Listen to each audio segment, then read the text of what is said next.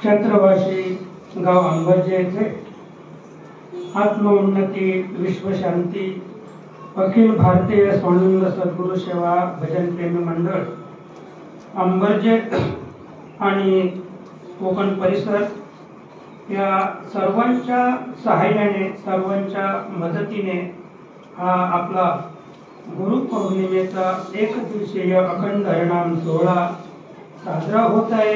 या सोहळ्याची सुरुवात अगदी काकड्यापासून झालेली आहे। मला सर्व कार्यक्रम सांगायचे नाहीत, वेळ आपल्याला अपुरी आहे। तेव्हा आपल्या सेवेसाठी घेतलेला जो अभंग आहे तो पैठणपूर रहिवासी शांतीचे सागर क्रांतीवीर एकनाथ महाराज यांचा 4 चरणाचा आणि गुरुची कृपा झाली तर गुरु काय करतात, आई कुठे काय करते, तसं गुरु कुठे काय करतो याचा अनुभव या ठिकाणी नाथ महाराजांवर जेव्हा जनार्दन पंतांची कृपा झाली, कृपा झाल्यानंतरचा हा अभंग आहे। धन्य गुरुकृपा झाली, धन्य गुरुकृपा झाले, अहंता ममता दूर गेली, घालुनी अंजन डोळा, घालुनी अंजन डोळा, दाविला स्वयं प्रकाश गोळा, बोधविले मन, बोधविले मन, नाही संकल्पाशी भिन्न, घालुनी अंजन डोळा, घालुनी अंजन डोळा, दाविला स्वयं प्रकाश गोळा, देह विदेह निरसले, देह विदेह निरसले, एका जनार्दनी धन्य केले, घालुनी अंजन डोळा, घालुनी अंजन डोळा, दाविला प्रकाश गोळा, पांडुरंगा करू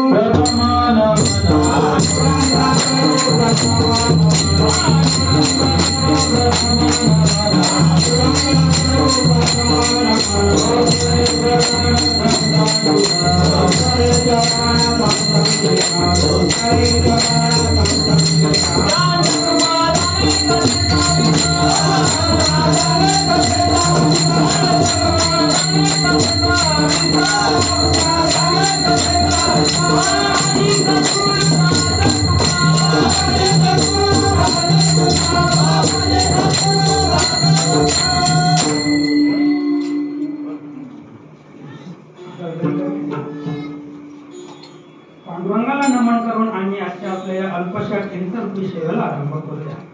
तर प्रथम थोडक्यात सांगायचं म्हणजे करूया कीर्तन राम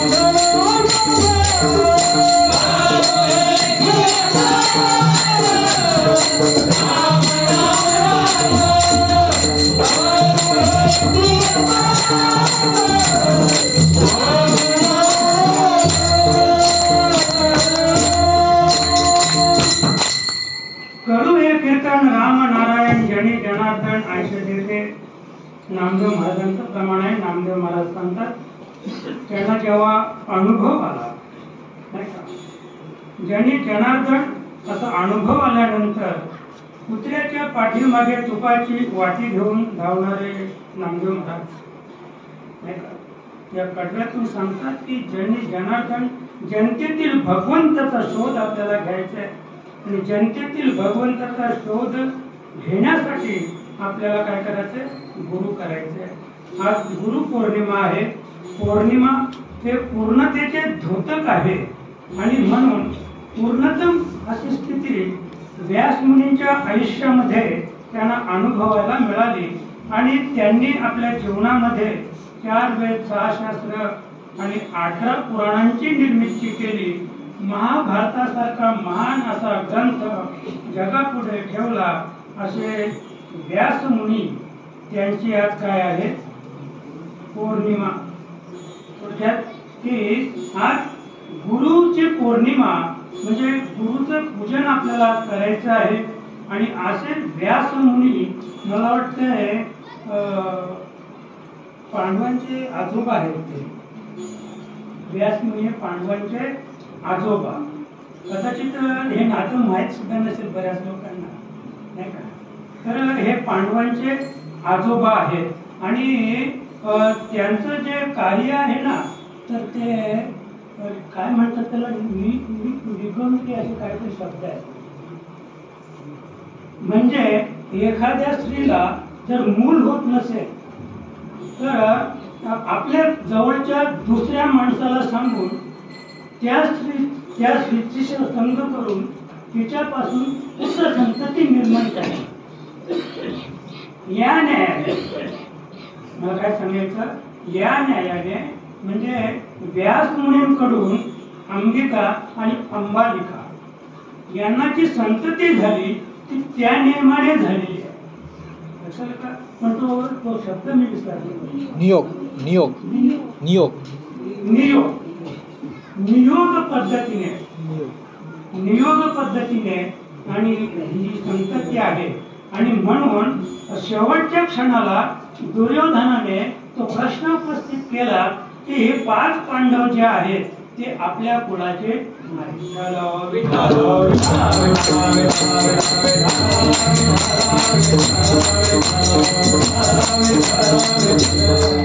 आणि व्यासांच्या बाबतीत सांगायचं झालं तर आज जगदीश महाराजांनी तर सर्व काही सांगितलं, पण प्रत्येक प्रवचनकारांनी सुद्धा व्यासांच्या बाबतीत सांगितलेलं आहे. म्हणून व्यासांच्या बाबतीत मला काही सांगायचं असं नाहीये, कारण सगळ्यांनी सांगितलं की परी म्हणजे वर्तुळ आहे नाही का, आणि त्या वर्तुळाला मध्ये कर्कटक म्हणतात. कर्कटक कंपास पेटीमध्ये एक कर्कटक नावाची एक वस्तू आहे. तिला 2 टोकं असतात. एका टोकाला पेन्सिल लावायला जागा नाही आणि एक टोकच असतं. ते टोक मध्ये ठेवा, कुठेही ठेवा तुम्ही, ते टोक कुठेही ठेवा आणि त्याला गरगर फिरवा, ते वर्तुळ तयार होतो. आणि त्या वर्तुळाची जी शेवटची जी गोल रेषा आहे तिला परीघ, तिला परीघ म्हणतात.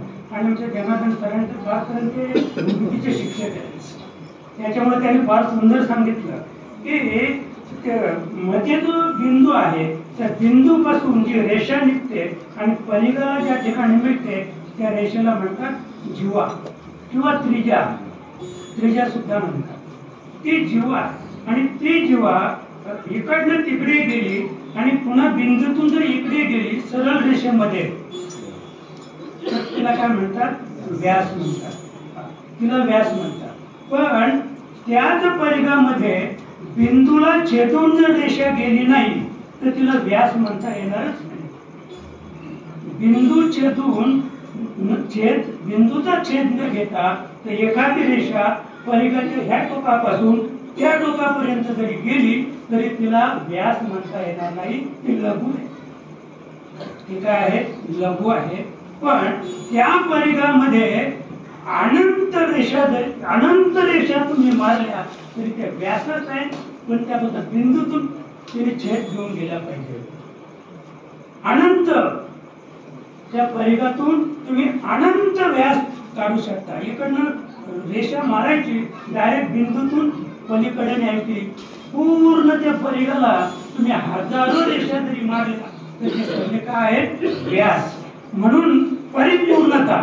मला काय सांगायचंय की म्हणून त्याला परिपूर्णता म्हणतात. आणि म्हणून तो व्यासमुनी, व्यासांचं जे उच्चिष्ट, व्यासांचं जे वाङ्मय आहे ते इतकं परिपक्व आणि श्रेष्ठ वाङ्मय आहे की त्यांच्यासारखा अद्याप म्हणजे इतका श्रेष्ठ लेखक कवी जगात झालेला नाही. म्हणून त्यांची पौर्णिमा ही गुरुपौर्णिमा, त्यांचं गुरुपूज्य हे त्याचं साजरी केली जाते. मी मागे सांगितलं की एकनाथ महाराजांची जी दिंडी निघाली ती दिंडी हरिपंडितांनी पहिली दिंडी काढली.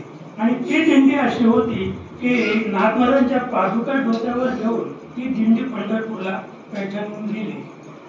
कशाला का? त्याचप्रमाणे आमच्या जगदीश महाराजांनी सांगितलं की त्यांचे जे अनेक शिष्य होते व्यासमुनींचे, त्यांनी व्यास पौर्णिमा साजरी करायला सुरुवात केली. आणि तेव्हापासून गुरुपौर्णिमा साजरी होत इथपर्यंत येऊन पोहोचलेली आहे. प्रत्येक साधक, प्रत्येक शिष्य आपल्या गुरुची पौर्णिमा म्हणजे आपल्या गुरुची पूजा करून राहिलेला आहे, तो आनंद भोगून राहिलेला आहे. आणि म्हणून तुम्ही आम्ही सर्व मंडळी या ठिकाणी आलेलो आहोत. आणि आपल्याला आपण जे पूजनीय माऊली प्रभाकर महाराज, आपले पूजनीय कोण आहे? माऊली प्रभाकर महाराज. तुम्ही माऊली प्रभाकर महाराजांचं दर्शन घ्या, मला अतिशय आनंद होईल. आणि माझं ते सांगणं आहे की माऊलीची सेवा करा, प्रभाकर बाबांची सेवा करा.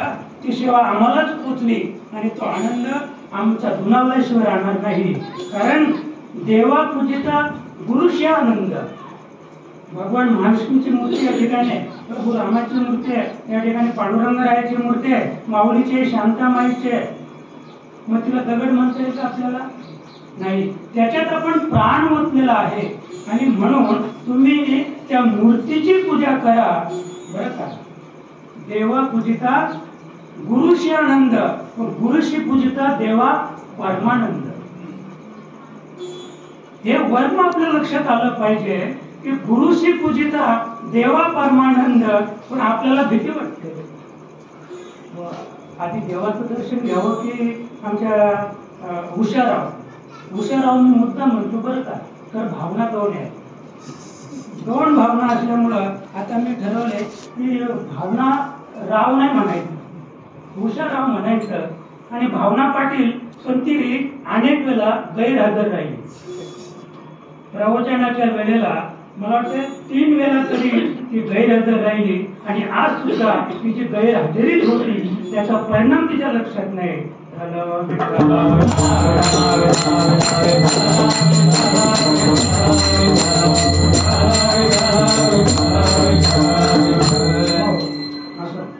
तेव्हा आपली ही जी सेवा आहे बरं का, आज तर मला एवढा आनंद, एवढा समुदाय आपल्या सत्यात पण एवढा नसतो मला. आणि मला तर वाटत होतं की महापुराची भीती प्रत्येकाच्या मनामध्ये घर करून होती. त्याच्यामुळं मला वाटत होतं माणसं कमी येतील, पण वरून राजाने आपल्याकडे पाठ फिरवली. हे आपलं दुर्भाग्यच, हे आपलं दुर्भाग्यच की आज त्याने काय केलं? सूर्य दाखवला. हे दुर्भाग्य आपलं. आज वास्तविक महापुर यायला हवा होता, कारण आपण इथे आनंदी आहोत, पण शेतकरी राजा नाराज आहे.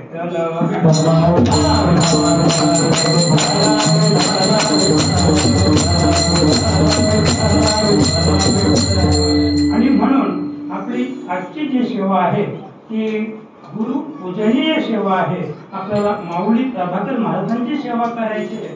शांतामाई या सकानंद स्वामींच्या शिष्य होत्या, पण त्या सेवा कोणाची करत होत्या? बलभीमाची. शांतामाई सांगायची बलभीम माझा गुरु. काय सांगायची की माझा गुरु सकानंद स्वामी नाही आहे, बलभीम आहे.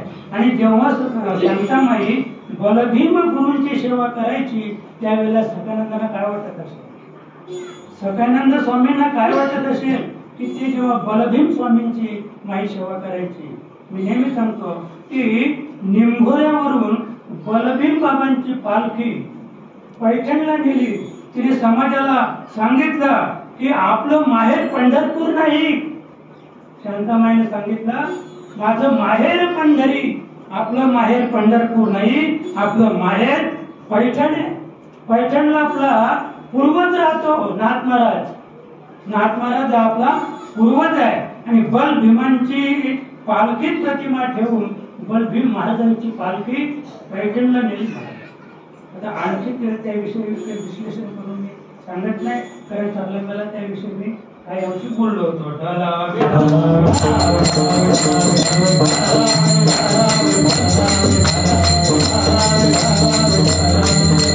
केवळ नाथ महाराजांना जनार्दन पंतांची भेट झाली. अगदी लहानपणापासून त्यांना आस होती की मला देव कुठे मिळेल, देव कसा भेटेल आणि देव कोण दाखवेल मला. आणि म्हणून त्यांना दृष्टांत झाला, एक स्वप्न पडलं. बरं का, जेव्हा देवादिकांचं स्वप्न आपल्याला पडेल त्यावेळेला ते स्वप्न नसून दृष्टांत आहे. आणि जेव्हा प्रापंचिक जे स्वप्न आहेत ती मिथ्या असतात आणि ती स्वप्न असतात, मिथ्या असतात आणि स्वप्न असतात. पण पारमार्थिक स्वप्न पडलं तर ते स्वप्न नसून ते अर्थ जागृतीमध्ये पडलेला दृष्टांत आहे.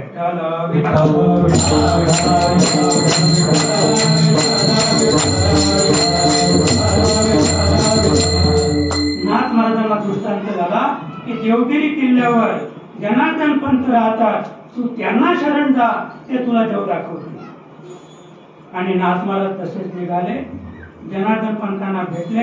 कारण आपल्याला जायची घाई आहे, कारण नुसतं चालतच निघाले तर त्यांना 15 दिवस लागले. कुणाला नाथ महाराजांना जनार्दन पंतांना भेटायला जायला रस्त्यात 15 दिवस गेले. अनेक ठिकाणी थकले ते.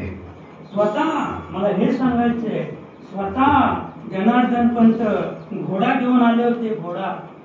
घोड्यावर बसवून नेले थकले म्हणून. आणि आपलं रूप दाखवलं नाही. ज्यांना भेटायचंय, जसे आमचे एक अमेरिकन की आफ्रिकन एक माणूस आला होता महात्मा गांधींना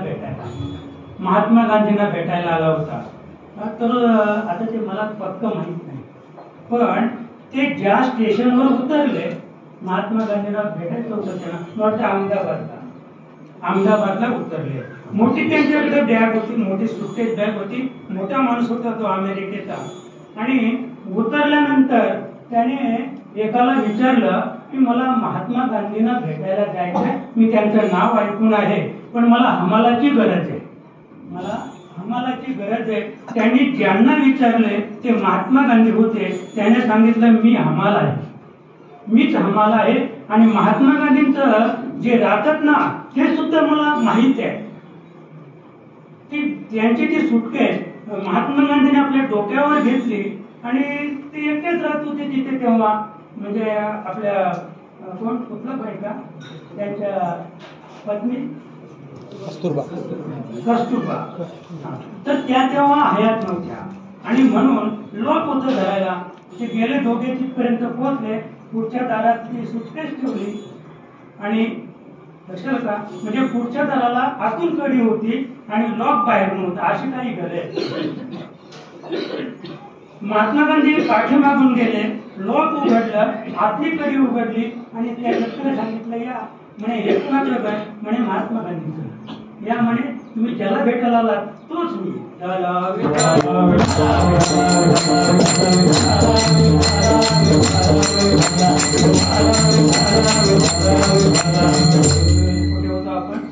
जनार्दन पंतांपर्यंत आपण होतो. असे जनार्दन पंत अर्ध्यावर येऊन नाथ महाराज अगदी वयाने 5 ते 7 वर्षाचे होते. त्यांना तिथपर्यंत नेऊन घोड्यावर नेऊन सोडले आणि मग ते गड चढून वर गेले. गड चढून वर गेल्यानंतर जेव्हा त्यांनी चौकशी केली की मला जनार्दन पंतांना भेटायचं आहे, आणि जेव्हा जनार्दन पंतांपर्यंत ते पोहोचले, आम्ही गेलो होतो तिथपर्यंत, जिथे जनार्दन पंतांची समाधी आहे तिथपर्यंत सहसा लोक जात नाहीत, पण आम्ही मात्र तिथपर्यंत गेलो. तो भाग, ती खोली, सगळं काही पाहिलं. तर तिथे नाथ महाराज गेल्यानंतर त्यांना तर भ्रमच झाला की अरे घोडेस्वार जे होते मला तसेच दिसतात. ते कसे दिसतात? तसेच दिसतात. म्हणजे एवढी त्यांना शंका आली पण नंतर ते त्यांना शरण गेल्यानंतर त्यांची जी स्थिती झाली, नाथांचं जे कार्य आहे ते कार्य प्रणाली पाहिल्यानंतर आणि जनार्दन पंत त्यांच्यावर प्रसन्न झाले. महत्वाचं खातं त्यांच्याकडे दिलं. महत्वाचं म्हणजे अर्थ खातं आहे ते कुणाकडे तरी देऊन चालत नाही. आणि म्हणून महाभारतामध्ये अर्थ खातं भगवान श्रीकृष्णाने दुर्योधनाकडे दिलं. कुणाचं अर्थ खातं होते? पांडवांचं अर्थ खातं दुर्योधनाकडे भगवान श्रीकृष्णाने दिलं. म्हणजे हे भगवान श्रीकृष्णाला माहित होतं की हाच अर्थ खातं चालवणारा म्हणजे खजिनदार हाच खरा लायकीचा आहे. त्याला त्याची लायकी माहित नव्हती. कोणाला? दुर्योधनाला. दुर्योधनाला वाटलं वा म्हणजे देवाला काही कळलंच नाही, देव जरा मूर्खच दिसतो. आणि मग त्याने असं केलं की वर्षभर तिजोरी चालवायची होती. तिजोरी किती चालवायची होती? म्हणजे अश्वमेध यज्ञ वर्षभर चालायचा होता. तर याने ठरवलं एका महिन्यात तिजोरी खाली करायची. जिथे 500 रुपये लागत होते तिथे 5000 खर्च करायचा. आणि 5000 खर्च केले की तिजोरी 10,000 पडायचे. हे त्याला माहीतच नव्हतं. हे कुणाला माहित होतं? ज्याने त्याला खजिनदार केला.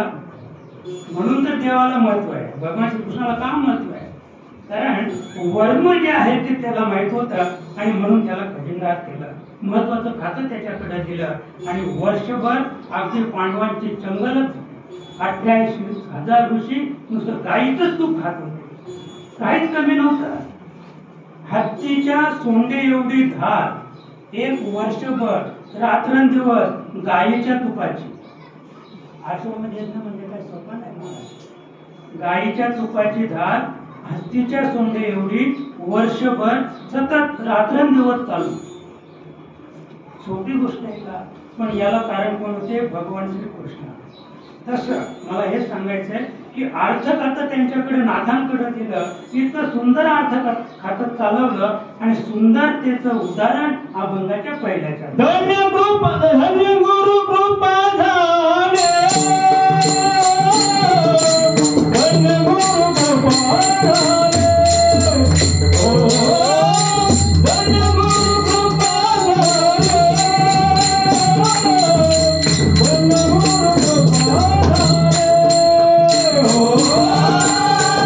गुरु कृपा झाले,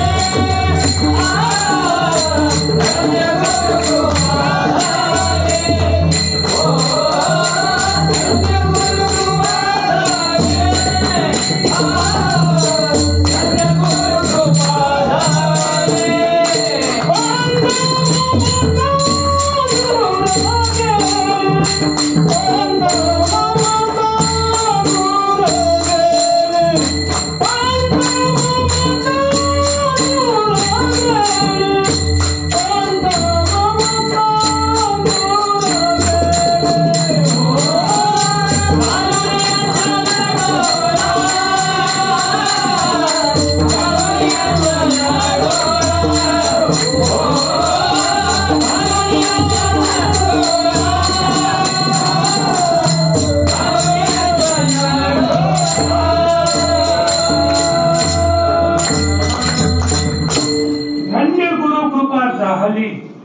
अहंता ममता दूर गेली.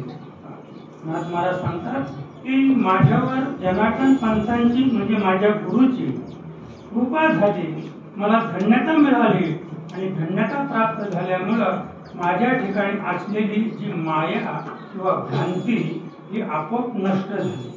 कारण अहंता आणि ममता याच्यामध्ये मायेचा एक पडदा आहे आणि मायेच्या पडद्यामुळं अहंता आणि ममता ही एकमेकावर प्रेम करतात. म्हणजे मीवर माझेपणा आहे आणि मी हा माझ्यावर प्रेम करतो. आता आपण आहोत, मग जे माझे आहे आपण कोणावर प्रेम करतो? जे माझे आहे किंवा जे माझे आहे ते कुणावर प्रेम करतात? मीवर प्रेम करतात. आणि मीवर का प्रेम करतात? तर मध्ये एक मायेचा त्याच्यापेक्षा भ्रांतीचा पडदा आहे आणि भ्रांतीमुळं आपण काय म्हणतो? जे माझे. आणि माझे काय म्हणतात? हा जो मी आहे तो माझा आहे, बरं का. हे भ्रांतीमुळे आहे आणि ही भ्रांती काढायचं काम सद्गुरू करतात. सद्गुरूला म्हणून शरण जायचंय. ती भ्रांती बाजूला झाली की अहंता घालवायची नाही आणि ममता घालवायची नाही. अहंता आणि ममता हे दोन्ही एकत्र आले म्हणजे मी पण आणि माझे पण हे दोन्ही एकत्र आले की ते दोघे म्हणजे आपलं अस्तित्व आपोआप नष्ट होत आहे. जसं हळद आणि चुना, चुना कसं आहे सफेद, हळद कशी पिवळी. पण हळद आणि चुना एकत्र करा पाण्यामध्ये तर हळद आपला पिवळेपणा सोडते आणि चुना आपला सफेदपणा सोडते आणि तिसरा तिथं कलर रंग तयार होतो तांबडा, लाल रंग तयार होतो. त्याप्रमाणे अहंता आणि ममता ही दोन्ही एकत्र आली की दोघांचं अस्तित्व संपत आहे आणि दोघांचं अस्तित्व संपून अद्वैत स्थिती प्राप्त होते. काय होते? अद्वैत स्थिती म्हणजे थोडक्यात की अहंता ममता दूर गेली म्हणजे दूर काहीच जात नाही. फक्त ते नाथांना सांगायचंय की अहंता ममता दूर गेली. अगदी एक छोटासा दृष्टांत सांगतो आपल्या लक्षात येईल की एक असं छोटंसं गाव होतं आणि गावाला लागून एक घनदाट असं जंगल होतं आणि घनदाट जंगल असल्यामुळं त्या जंगलात अतिशय माकडं, वानरं, वाघ, सिंह सगळ्या प्रकारचे वनचर जंगलामध्ये प्राणी राहत होते. आणि नेमका त्याच जंगलातून एक ब्राह्मण जात होता, ब्राह्मण. आणि त्या ब्राह्मणाकडं साधारण 10 किलोची घंटा होती, घंटा. आणि ती घंटा घेऊन जात असताना घनदाट जंगलातून वाघाने त्याला खाल्लं. ती घंटा तिथेच पडली. पण माकडाची जात फार हुशार असते. माकडाने पाहिले काय, माकडाला नारळ भेटला होता म्हणा. उभं आयुष्य फुकट गेलं त्या माकडाचं. पण त्याला हे माहीतच नाही हे असं आपटायचंय म्हणून. तो ह्या कानात बघायचा, दोन्ही हातात हलवायचा, पण काही जमलं नाही. आवाज यायचा त्याला आतमध्ये, नारळाच्या आतला आवाज यायचा, पण त्याला त्याचा उपयोग कसा करायचा, त्याचा फायदा कसा घ्यायचा हे त्याला शेवटपर्यंत कळलं नाही. जसं एक कोल्ही होती, तर तिला जंगलात एक बैल दिसला जंगलात. तर तो बैल म्हणजे बडवलेला बैल नव्हता, अंडील बैल होता. मोठे त्याला ते अंडकोश त्याचा होता. तर तो चरायचा बिचारा, तो त्याच्या छंदात फिरायचा, गवत खात ती कोळी त्याच्या मागे फिरायची. तिला असं वाटलं की हे अंड जे असे खाली लोंबलेले होते ना ते गळून पडतील आणि मग मी त्याच्यावर माझे उदरनिर्वाह भागवीन. गेलं आयुष्य गेलं फुकटच्या कोळीने. पण त्या बैलाचे ते अंड काही खाली पडले नाहीत आणि तिला काही तिचा फायदा घेता आला. हे कशामुळं? भ्रमामुळं, कळलं नाही म्हणून. तसं ते माकडं त्या ठिकाणी आली आणि माकडाने त्याला असं टोळा वाजवला तर तो वाजला.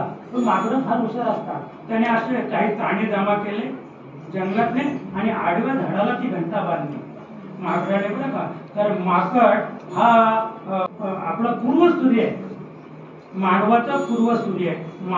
माकडाची एवढी संपली की मानवाची एवढी प्राप्त होते. म्हणजे आज ही बुद्धी मानवाची माकडाला आहे. जवळजवळ माकड हा मानवासारखाच आहे. आणि म्हणून त्यांनी एका आडव्या झाडाला ती 10 किलोची घंटा बांधली आणि मग ते वाजवायला त्यांनी सुरुवात केली. वाजवायला सुरुवात केल्यानंतर त्या शेजारच्या गावामध्ये लोक सगळी आढळणी होती. त्यांना वाटलं की जंगलामध्ये एक मोठं भूत आलेलं आहे आणि भूत दररोज घंटा वाजवतो. दररोज नव्हे, रात्रंदिवस ती घंटा वाजवत होती. माकडाला कामच नाही दुसरं, ती घंटाच वाजवत राहायचे. आणि लोक एवढी घाबरली की घरातून कोणी बाहेर येत नव्हतं. जमिनी वशार गेल्या, कोणी फाट्या घेतली नाहीत, स्वयंपाकाला फाट्या नाहीत. फाट्याला जायचं कुठं? नाही जर ते भूत आलं तर नाही का. पण एका वारकऱ्याने विचार केला, सार घ्यायचंय. एका वारकऱ्याने विचार केला, आता गावाचं काय होईल? शेती सगळी ओस पडली, कोणतं फाट्या नाही, पाणी नाही, काहीच नाही. कुठे गावाला पण जात नव्हते लोक, एवढी घाबरली होती भूताला.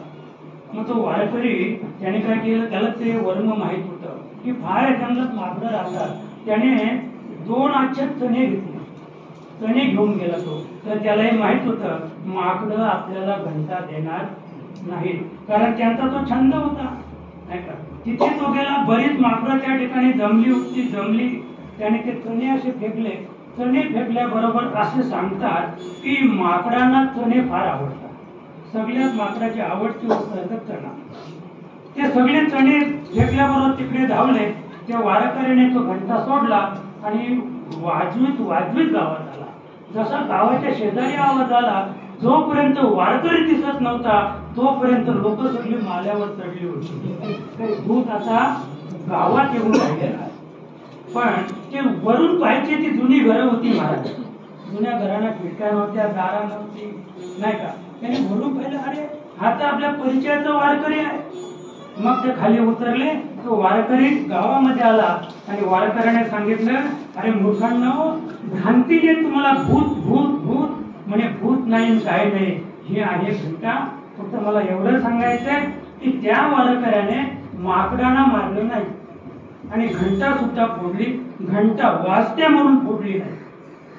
वाजते तिथे नाश करायला पाहिजे होता, म्हणजे घंटा वाजली नसती. घंटा वाजली नाही म्हणजे भूत मेलं. पण त्या वारकऱ्याने घंटा फोडली नाही. जे वाजत होते त्या माकडाला सुद्धा मारले नाही. त्याला तणे फुटाणे दिले आणि अगदी आनंदाने प्रेमाने घंटा वाजत त्या गावात आला. गावकऱ्याने पाहिलं, वा उगीच किती भ्रांती, किती भीती. आपल्याला भ्रांतीमुळे भीती निर्माण होते.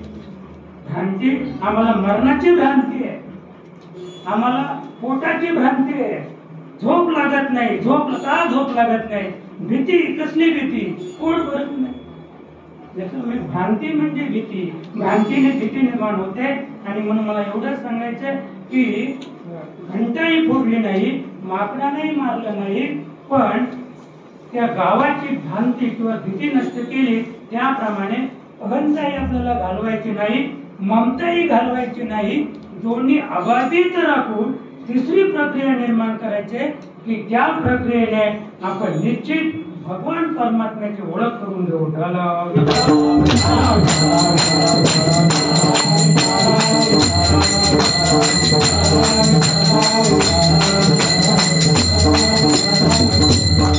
सर्वप्रथम आपली थोडक्यात आपल्याला पाहायचे दोनच गोष्टी आपल्याला पाहिजे, गुरु आणि गुरुची कृपा. आता आपण फक्त गुरु गुरु गुरु गुरु म्हणतो, पण गुरु हे तत्व आहे. गुरु हे व्यक्ती नाही, गुरु हे शरीर नाहीये. देवा नाही रूप, देवा नाही नाव, देवा नाही गाव, कुठे काही शास्त्र सांगताय. बरं का, शास्त्र सांगताय, पण शास्त्र आता गुरुच्या बाबतीत काहीच होत नाही.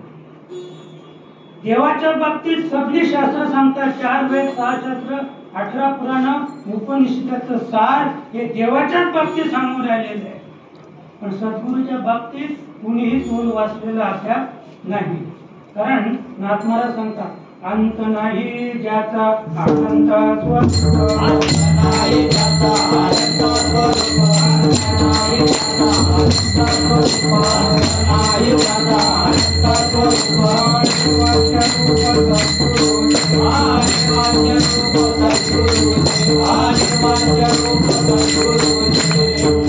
नाथ महाराज सांगतात की अनिर्वाच्य रूप सद्गुरूचे, अंत नाही अनंत. सद्गुरु हे तत्व, त्या तत्वाला अंत नाही, ते अनंत आहे आणि अनिर्वाच्य. म्हणजे त्याच्या बाबतीत, सद्गुरु या तत्वाच्या बाबतीत आतापर्यंत कोणीही वाच्यता केलेली नाही, कुणालाही सांगता आलं नाही.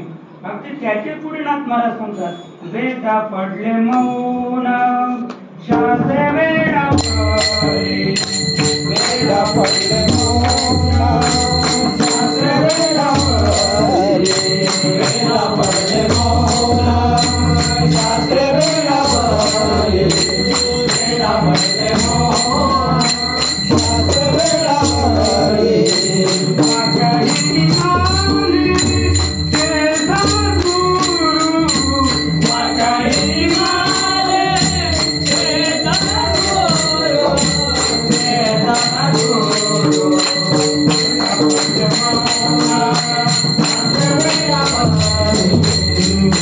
पडले मौन, शास्त्रे वेडा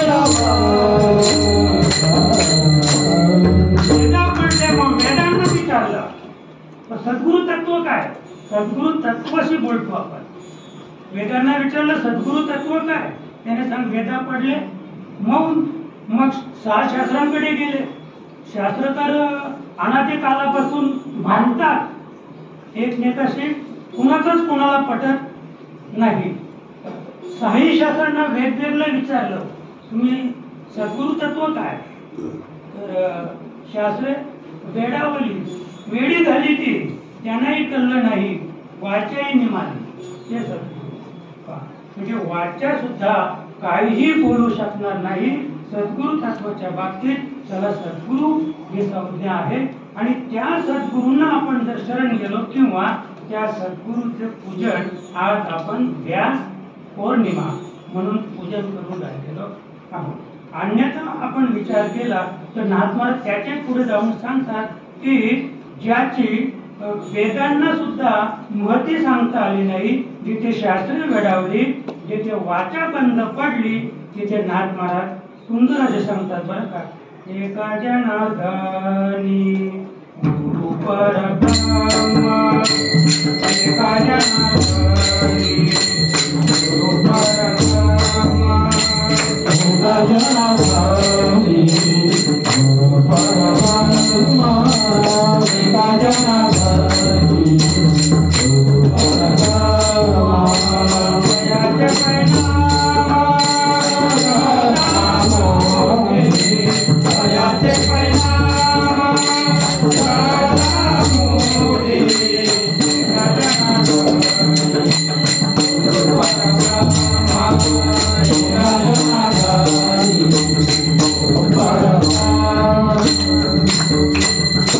अगदी धावतं घ्यायचं असेल. एका जनार्दनी गुरु परब्रह्म तयाचे परिणाम सदामुखी. नाथ महाराज सांगतात जे वाचायला सांगता आलं नाही, जे वेदांना सांगता आलं नाही, शास्त्र जिथे वेडावली तिथे नाथ महाराज पुढे सरकले. पुढे आले नाथ महाराज आणि सांगितलं तुम्हाला सांगता येत नाही पण मी सांगतो. एका जनार्दनी गुरु परब्रह्म, गुरु हे परब्रह्म आहेत बरं का. तयाचे परिणाम सदामुखी. त्याचं नाम घ्या, त्याचं नामस्मरण करा, आपलं हित झाल्याशिवाय राहणार बरं का. गुरु परमात्मा परेशु. नाथ महाराज सांगतात गुरु परमात्मा परेशु विश्वास. ज्याचा दृढ विश्वास, ज्याचा दृढ विश्वास आहे त्याला ते तत्व उमगणार आहे. त्याच्या पुढे आपण गेलो तर भागवतात सुद्धा त्याचं सुंदर वर्णन आहे. आमच्या किसन बाबांनी प्रवचनात सांगितलं की ओम नमोजी हंसहा. हंस, हंस हे परमार्थातलं शेवटचं तत्व आहे. हंस मालिका ज्याला आपण म्हणतो. आपण कोणत्या मालिकेचे आहोत? हंस मालिकेचे आहोत. माऊली प्रभाकर महाराज सांगायचे अरे आपण राजहंसाची पिलं आहोत. आपण कोण आहोत? राजहंसाची पिलं आहोत. मग राजहंसाचा तारा मोती. राजहंस काहीतरी खात नाही आणि कुठेतरी फिरत नाही. राजहंसाचे थवे नाही. राजहंसाचे माऊलीला काही लोक प्रश्न विचारायचे, भैया लोक उत्तर प्रदेशचे, ते विचारायचे का म्हणे तुम्ही सांगता ही हंस मालिका आहे, अनादी मालिका आहे, मग एवढी कमी लोक का? नाही का तरी किती लोक आहेत ते बोटावर मोजण्यासारखे लोक आहेत. इथे जिथे आपण पंढरपूरला गेलो तर 10 लाख, 15 लाख, 20 लाख असे सांगतात की कळसाचं सुद्धा दर्शन कुणाला झालं नाही आणि होणार सुद्धा नाही. कारण सांगतो मंदिराच्या सभोवत्या अशा बिल्डिंगी होऊन राहिल्या की उद्या असा प्रसंग येणार आहे की 10-15 माल्याचं मंदिर करावं लागणार, तेव्हा कुठे त्याचा कलर दिसेल. आता जा तुम्ही, मला अनोळखी माणसाने जा आणि न विचारता मंदिर दाखवा. पंढरपूरचं मंदिर विचारल्याशिवाय भेटणारच नाही. म्हणजे अशी स्थिती आहे त्या मंदिराची. तशी अवस्था, तो विचार आपल्या ठिकाणी, ती प्रणाली आपल्याला आपल्या ठिकाणी पाहायची आहे की म्हणजे नाथ महाराज आणि एकनाथ महाराज या दोघांचा आपण जर विचार केला तर गुरु हा परब्रह्म आहे. नाही का? गुरु काय आहे? परब्रह्म आहे. आणि त्या परब्रह्माची ओळख नाथांनी समाजापुढे मांडलेली आहे.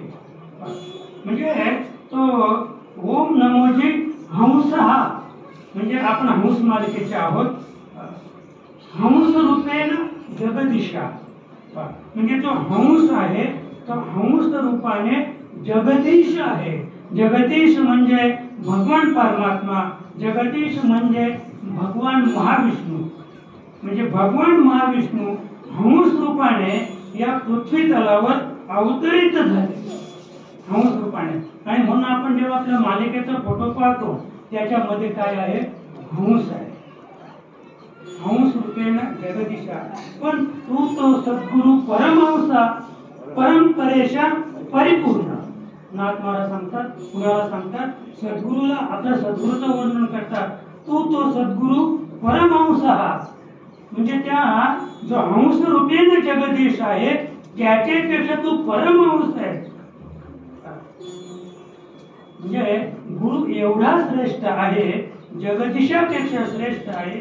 जगदीशाला जगदीश ही संज्ञा ज्याच्यामुळे प्राप्त झाली. बरं का, अगदी सुंदर वर्णन आहे. परब्रह्म राम वसिष्ठा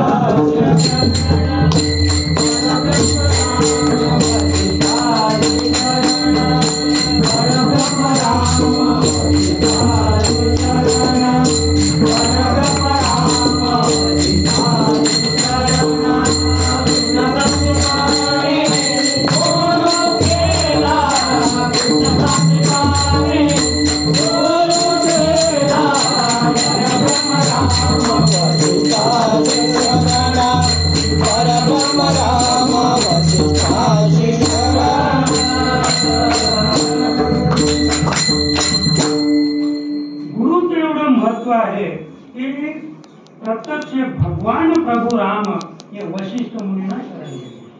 बरं का, त्याच्यापेक्षा परब्रह्म राम हे वशिष्ठाला शरण नाही गेले, तर परब्रह्म राम हे वशिष्ठाला शरण जाऊन परब्रह्म झाले. बरं का, किंवा भगवान श्रीकृष्ण यांची एवढी महती वाटली कशामुळं, सांदीपणी गुरुला शरण गेले म्हणून. आणि हे आपल्या पुढं एक सुंदर असं द्योतक आहे की प्रभू राम सुद्धा सद्गुरूला शरण गेले. भगवान श्रीकृष्ण अवतार स्थित कार्य करण्यासाठी सद्गुरूला शरण गेले. तर आपण तर एक किंचित मानव आहोत, आपल्याला सद्गुरूला शरण जावंच लागेल.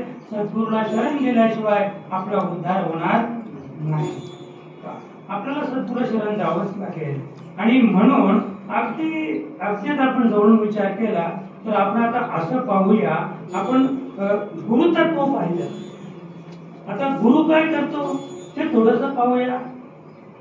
ते तत्व आहे आणि ते तत्व काय करतंय त्याचा विचार आपण जर पाहिला तर भूमी शुद्ध करी ज्ञानबीज पेरी अद्वैत हे धरी मी तू नेणे. नाथ महाराज सांगतात की म्हणजे जे गुरुतत्व जे आहे ते गुरुतत्व अशा प्रकारचं आहे की अद्वैत ते धरी मी तू नेणे. असं म्हणजे अद्वैत जी प्रणाली आहे, अद्वैत जे तत्व आहे ते तत्व तुम्हा आम्हाला प्रदान करण्यासाठी सद्गुरु माऊली एवढं करते, भूमी शुद्ध करी ज्ञानबीज पेरी. म्हणजे भूमी शुद्ध केल्यानंतर त्या भूमीमध्ये थोडक्यात या मानवी देहामध्ये ज्ञानाचं बीज रोपण केलं जातं. आणि ज्ञानाचं बीज रोपण केल्यानंतर मग अद्वैत अशी स्थिती प्राप्त होते. मृत्यूपणा त्यांचा नष्ट होतो. अहंताही गेली, ममताही गेली, दोन्ही गेल्या. मृत्यूपणा गेला, मृत्यू हराने आपलासा दत्त करावे. मृत्यूपणा गेला, मृत्यूपणा गेल्यानंतर जो उभा, दत्त म्हणजे उभा, उभा म्हणजे त्याच्या ठिकाणी अद्वैत स्थिती आहे. ती अद्वैत स्थिती साधकाच्या ठिकाणी गुरु करून राहिला. आणि एकदा अद्वैत स्थिती प्राप्त झाली आपल्याला की त्याचं तत्व किंवा त्याचा अनुभव त्या साधकाला येतो. ब्रह्मरूप आपल्याला जर पाहायचं असेल तर ब्रह्मरूप सृष्टी वेष्टी ही समष्टी. ब्रह्मरूप त्याला सृष्टी दिसते, व्यष्टी समष्टी आणि भाषे कृपा दृष्टी सद्गुरूच्या, भाषे कृपा दृष्टी सद्गुरूच्या, सद्गुरूची कृपा झाली की आपल्याला हे संपूर्ण जग हे ब्रह्मरूप दिसतंय. व्यष्टी हे समष्टी म्हणजे ते आकारात असेल किंवा ते निराकारात असेल किंवा स्थावर जंगम असेल, दगडात सुद्धा तो देव पाहतो. इथे आम्हाला देवाच काय नाही का, दगडाचा देव बोलेल तो कैसा, कवने काली वाचा फुटेल त्याची, दोघे म्हणतात बरं का. हे सर्व नाथांत आपल्या माऊली ज्ञानोबरायांचा आहे आणि नामदेव महाराजांचा सुद्धा आहे. दगडाचा देव ज्याच्या बरोबर जेवत होता तो सुद्धा म्हणतो दगडाचा देव बोलेल तो कैसा, कवने काली वाचा फुटेल त्याची. बोलत नव्हते देव, पांडुरंग बोलत नव्हते जणाई बरोबर, बोलत नव्हते नामदेव महाराजांबरोबर, तरी नामदेव महाराज म्हणतात बोलेल तो कैसा. मला हे सांगायचं ते नामदेव महाराजांचं जाऊ द्या, पण दगडात देव पाहायला शिका. ही तर मूर्ती आहे, ही तर देवाची मूर्ती आहे, पण संत सांगतात, सद्गुरू सांगतात दगडात देव पाहायला शिका.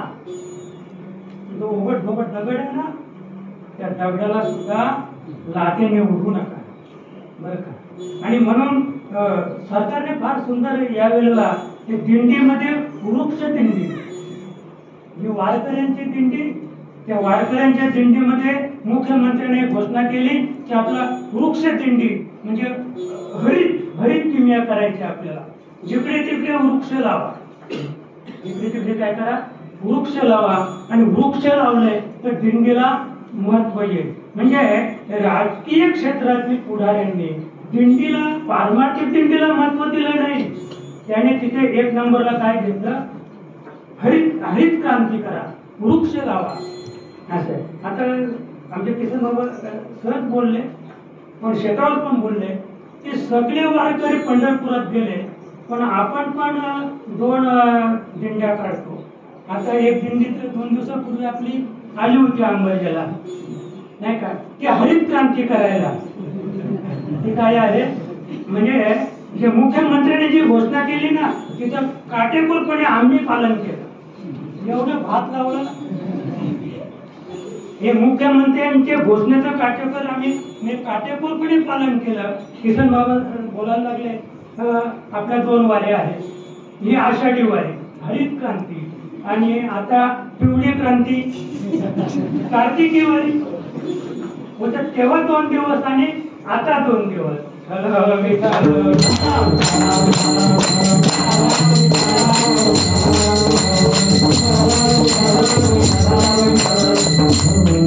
मला एवढंच सांगायचंय की सद्गुरूची जर कृपा झाली तर काय होणार नाही. त्याच्या पुढे आपण जर नाथ महाराज सांगतात की गुरु लागे गेलो शरण, गुरुला शरण गेलो माझे हरपले मी तू पण. गुरुला शरण गेल्यामुळं माझं मित्र पण तर हरपलं. मग त्याच्या पुढे जाऊन सांगतो सद्गुरूच्या कृपे सापडला,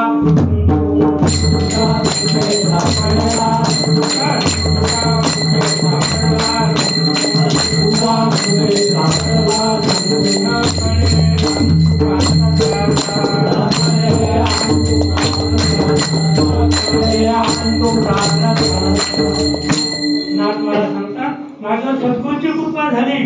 सद्गुरूच्या कृपे सापडला तंतू. तंतू म्हणजे केस आपला डोईचा केस आहे ना त्याचे 1000 भाग करायचे. आपला डोईचा केस आहे ना, एक केस उपटायचा त्याचे 1000 भाग करायचे. त्याच्या 1000वा जो भाग आहे त्याला तंतू म्हणतात. नाथ महाराज सांगतात सद्गुरूची माझ्यावर कृपा झाली आणि तो तंतू मला सापडला. किती तंतू सापडला? एकच तंतू सापडला. तंतू सापडल्याबरोबर नाथ महाराज त्याचा अंत पाहायला गेले. त्या तंतूचा अंत पाहायला गेले. नाथ महाराज न कले अंतू पाहता त्याचा अंत पाहायला गेलो. पण मला असं म्हणायचंय नाथ महाराज अंत पाहायला गेले पण आधी का पाहिलं नाही.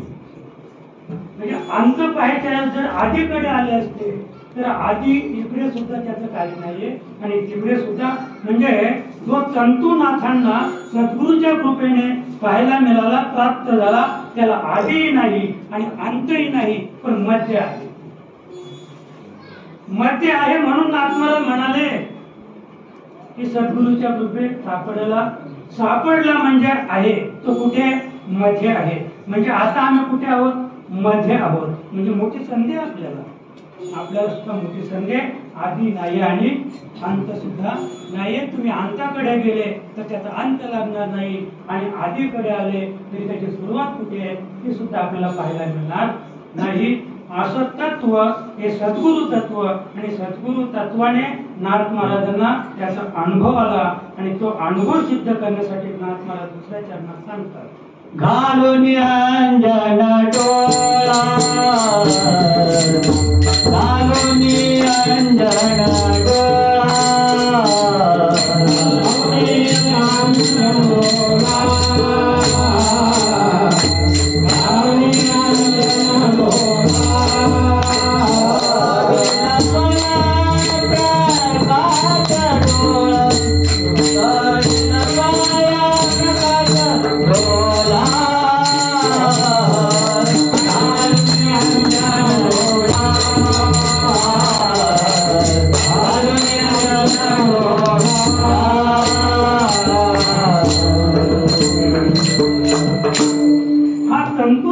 पाहायला मिळाला अनुभवाला मिळाला.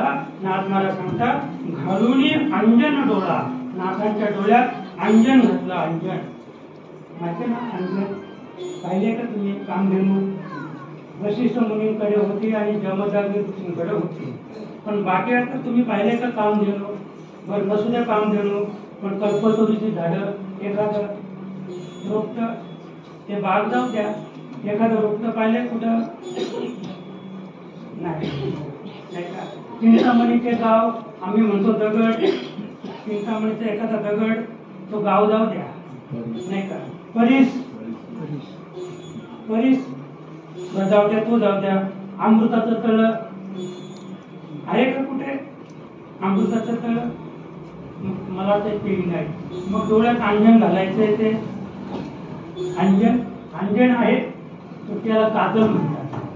ते फक्त डोळ्याची कड काली करते.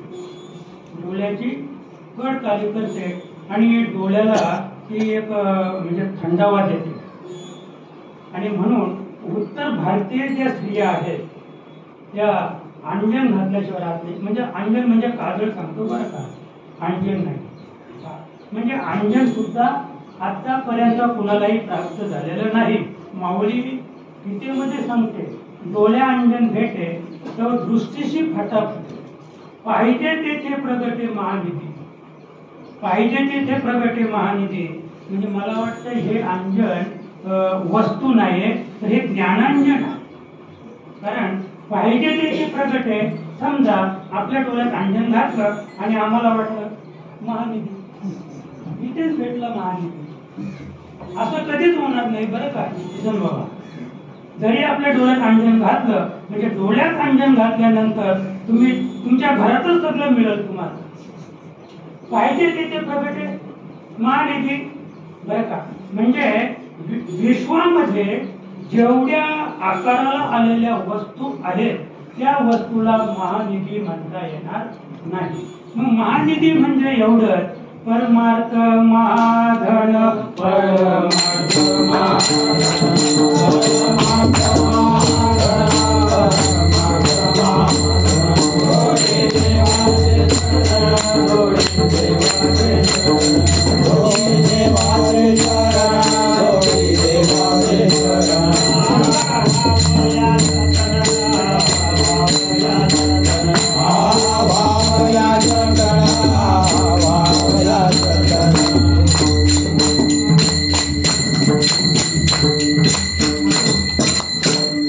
परमार्थ महाधन जोडी देवाचे चरण जगत जीवन नारायण तारा ध्यान तयार.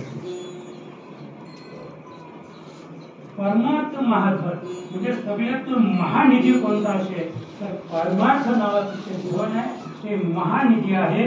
आणि ते धन तुम्हाला कुठे पुरलेलं नाही बरं का. ते जिथे साचवलेलं आहे ते तत्व आहे सद्गुरु. आणि ते जे महाधन त्याला म्हणतात तर जे कधीच संपत नाही. महाधन त्याला म्हणतात ते कधीच संपत नाही. तुम्ही जेवढे वाटाल जेवढं समाजाला द्या तेवढं आपल्या ठिकाणी त्या सद्गुरु तत्वाच्या ठिकाणी ते धन म्हणजे ते ज्ञान दुप्पट होते. पाहिजे तेथे प्रगट आहे.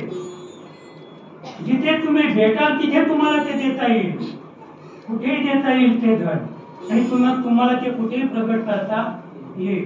अन्यथा म्हणजे माऊली सुंदर सांगते, डोळा घालता अंजन. आपल्या डोळ्यामध्ये जर अंजन घातलं तर दिशे भूमिगत धन, हे बरोबर आहे. डोळा घालीचा अंजन दिशे भूमिगत धन, परी तेथे पाहिजे लोचन पायाविषयी. म्हणजे आता कोणीही ते धन ते अंजन मिळालं आपल्याला, पण कोणी डोळ्यात घातलं तर म्हणतो तुम्ही मला फसवलं, मला डोळ्यात घातलं अंजन पण आम्हाला भूमिगत धन दिसलं नाही. मग माऊलीने सांगितलं, अरे बाबा तू जन्माला कसा आलास तुझ्या आईला विचार. म्हणजे डोक्याकडून 99 जीव मनुष्य प्राणी हा डोक्याकडून जन्माला येतो, एखादाच भाग्यवान पायाकडून जन्माला येतो आणि वीज कडाटली की तो घरी पडत. त्याला कोणीतरी सांगितलंय की पायाला माणसाच्या अंगावर वीज पडते. त्याने एवढंच ऐकलंय फक्त, त्याला हे माहित नाही पायानु त्याला म्हणतात की जो सद्गुरूला शरण गेलेला. परी पाहिजे लोचन पायानुचे, जो सद्गुरूला शरण गेलेला आहे, सद्गुरूला शरण गेलेल्या शिष्याच्या किंवा सद्गुरूला शरण गेलेल्या साधकाच्या डोळ्यात ज्ञानांजन घातल्यानंतर त्याला हा महानिधी प्राप्त होईल.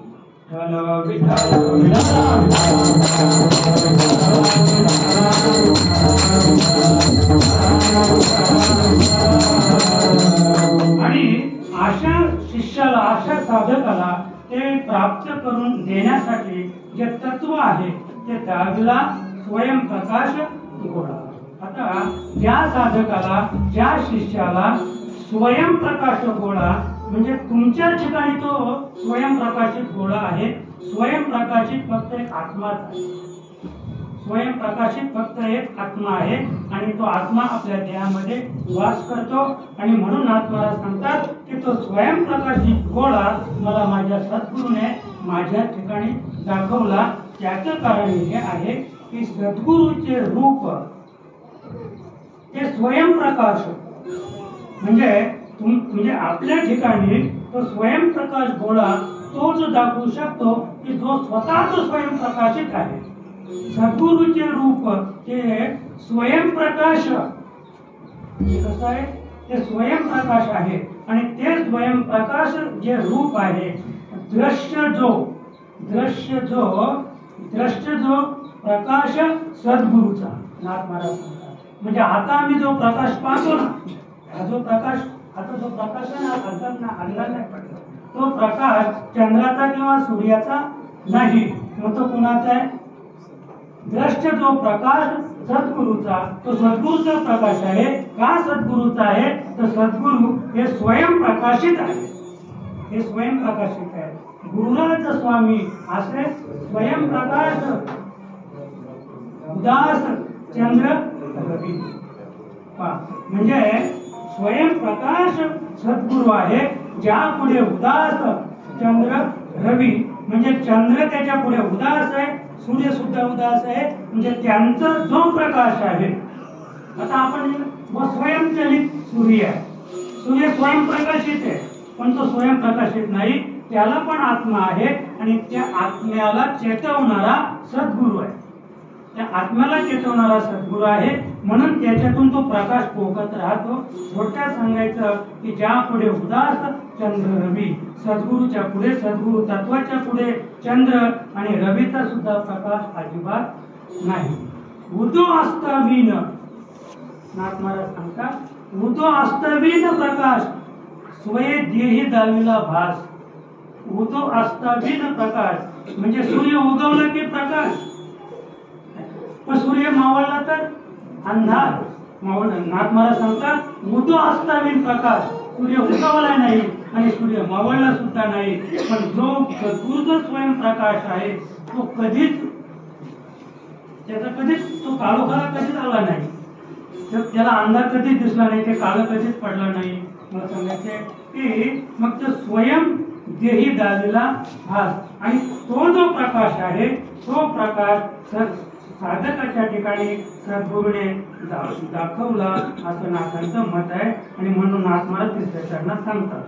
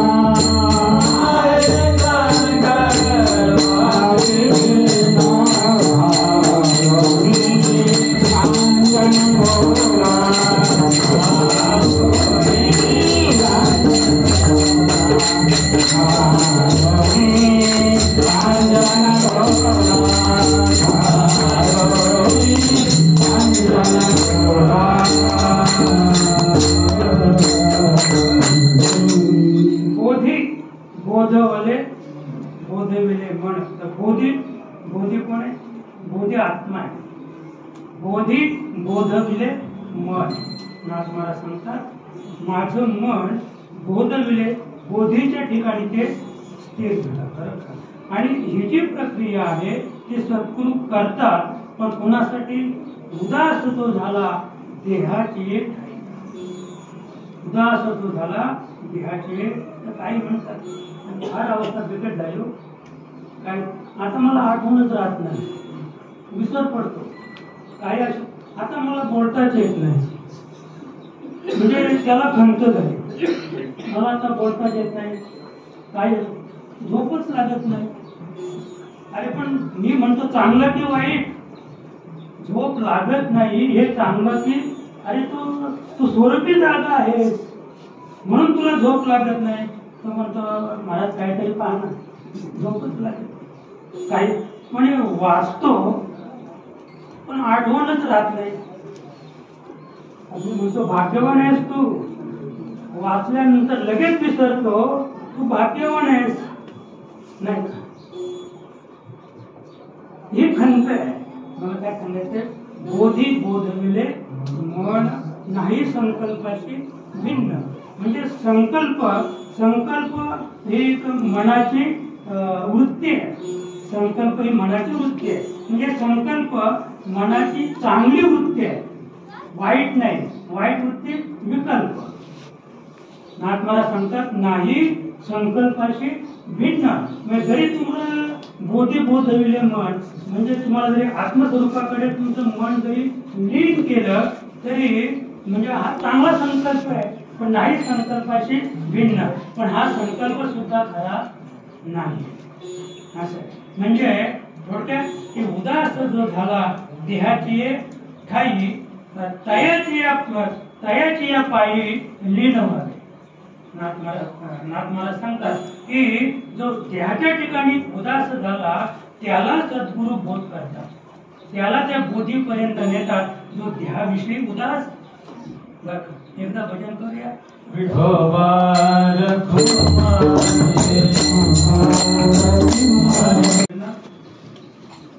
जनार्दन संतांच्या बाबतीत धन्यता मानतात. एका जनार्दनाच्या पायी देह विदेह दोन्ही नाही. नाथ मला सांगतात एका जनार्दनाच्या पायी तुझ्या पायी झाले वाईट, कारण तुझ्या पायी चांगलं कधीच होत, जेव्हा वाईट होतं ना तुझ्या पायी झालं. नाथ मला सांगतात एका जनार्दनाच्या पायी देह विदेह दोन्ही नाही. इथपर्यंत जायचं आपल्याला.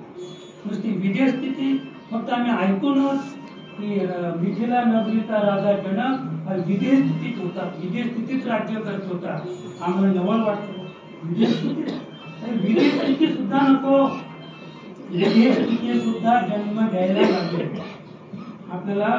हे तर नको, देहाच्या निरसने पाहिजे, ह्या देहाचं निरसनच करायचं आपल्याला. आणि त्याचप्रमाणे विदेहाचं सुद्धा निरसन दोन्ही आपल्याला. आणि त्याच्यासाठी अगदी थोडक्यात सांगायचं, माथा देऊन या पाय माझा देहीच केला देव. इतकं सुंदर आहे गरवा, हा इतका सुंदर अभंग आहे. माथा ठेवून या पाव माझा देहीच केला देव. आता वास्तवात आम्ही देव आहोत का?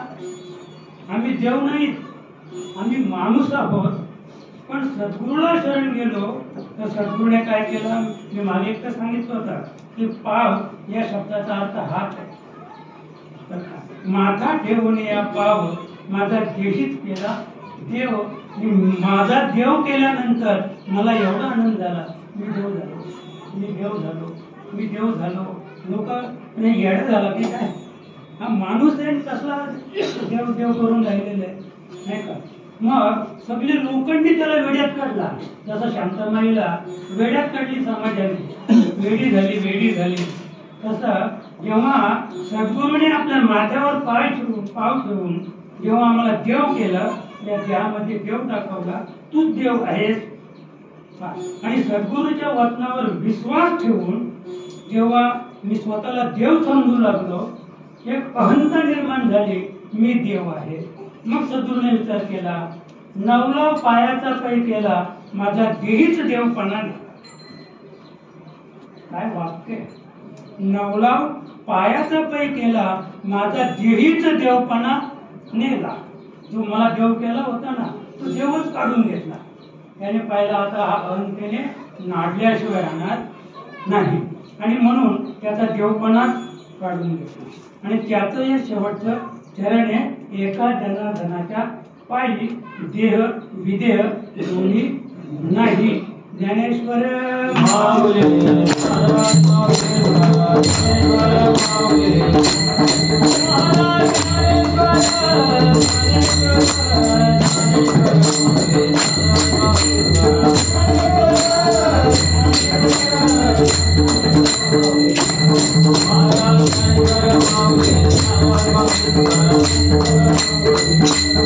Thank you.